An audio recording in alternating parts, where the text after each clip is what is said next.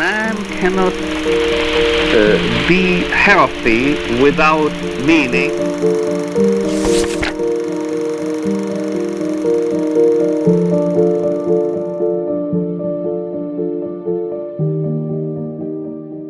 Hello everyone, welcome to this deep conversation. We're living in a strange time. Chinese young people have far more material wealth than ever before, but their inner lives are becoming increasingly empty. Today, we have the honor of speaking with Dr. Viktor Frankl, who wrote Man's Search for Meaning after experiencing the Nazi concentration camps.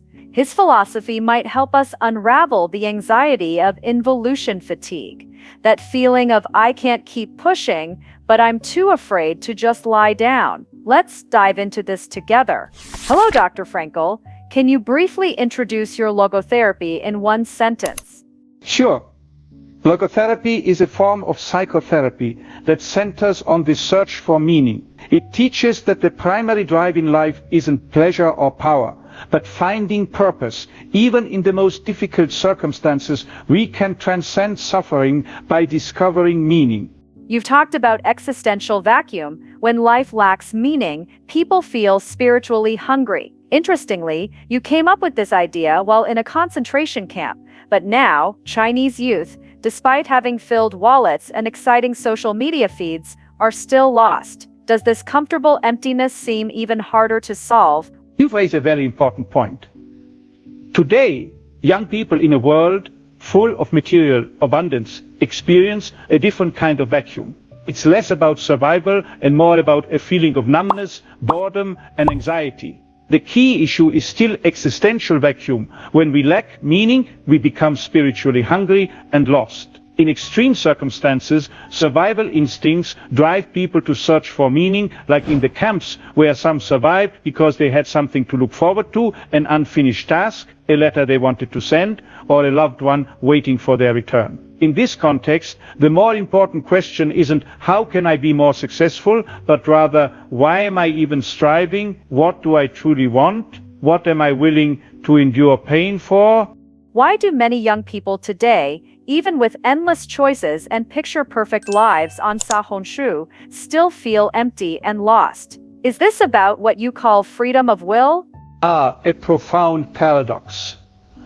Let me explain. True freedom isn't about having unlimited choices. Imagine a buffet with 100 dishes. It's overwhelming, not liberating. Today's youth chase options, careers, lifestyles, social media validation, but forget to ask, what do I truly value? When you post a perfect life online but feel empty, it's because you're acting for others, not yourself. Freedom means taking responsibility, choosing a path that aligns with your heart, even if it's harder or less glamorous. Ask yourself, am I building my life or just copying trends? The key isn't more choices. It's courage to choose what matters to you, not the crowd.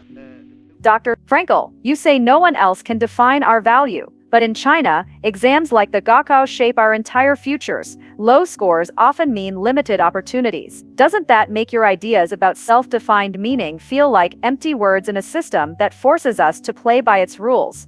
A fair concern. Let me clarify. Rules like exams or jobs are tools, not your destiny. In the camps, two prisoners faced the same horrors. One saw himself as a number. The other shared his last crust of bread. Same rules, different choices. True freedom lies not in escaping systems, but in how you respond within them. Ask yourself, am I using these rules to build something meaningful or letting them define me? Even in rigid systems, you can choose to serve others, create art or solve problems, actions that transcend societal metrics. I've noticed many young people in China choose to lying flat. They reject societal pressures, but still feel lost. Is this just another trap? A wise question. Lying flat often stems from exhaustion, not freedom. In the camps, some prisoners surrendered to despair. Others shared their last bread, finding purpose in helping others. Both faced the same rules, but their choices defined their freedom. Freedom isn't escaping rules. It's choosing a meaning worth enduring hardship for. Ask yourself, Am I lying flat because I'm tired or because I've lost faith in what's worth striving for? If you could speak to young people in China directly, what would you say to encourage them? I would say to you, you don't need to find the absolutely correct meaning. You just need to find one reason to live for at this moment. May you, with this freedom, courageously seek the answers that belong to you. Thank you, Dr. Frankl, for this inspiring conversation.